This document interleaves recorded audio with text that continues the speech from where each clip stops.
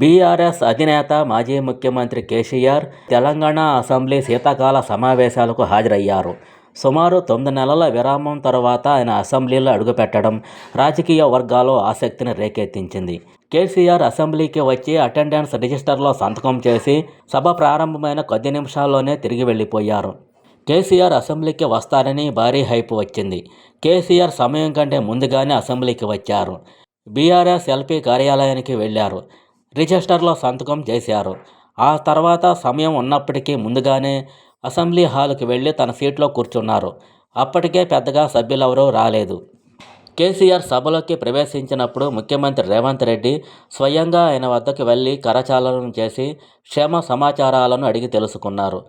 పలువురు మంత్రులు, ఇతర ఎమ్మెల్యేలు కూడా కేసీఆర్ను మర్యాదపూర్వకంగా పలకరించారు. ఎమ్మెల్యేగా అనర్హత వేటు పడకుండా ఉండాలంటే కనీసం 6 నెలలకు ఒకసారి సభకు హాజరు కావాల్సి ఉంటుంది. కేవలం ఈ సాంకేతిక కారణం కోసమే ఆయన వచ్చి వెళ్ళినట్లు రాజకీయ విశ్లేషకులు భావిస్తున్నారు. జాతీయ గీతాలాపన మరియు సంతాపాల తీర్మానాల తరువాత ఆయన సభను వీడి బంజారాహిల్స్లోని తన నివాసానికి చేరుకున్నారు.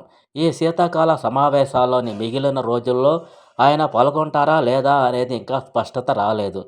కేసీఆర్ చివరిసారిగా మార్చి 12, 2025న జరిగిన బడ్జెట్ సమావేశాలకు హాజరయ్యారు.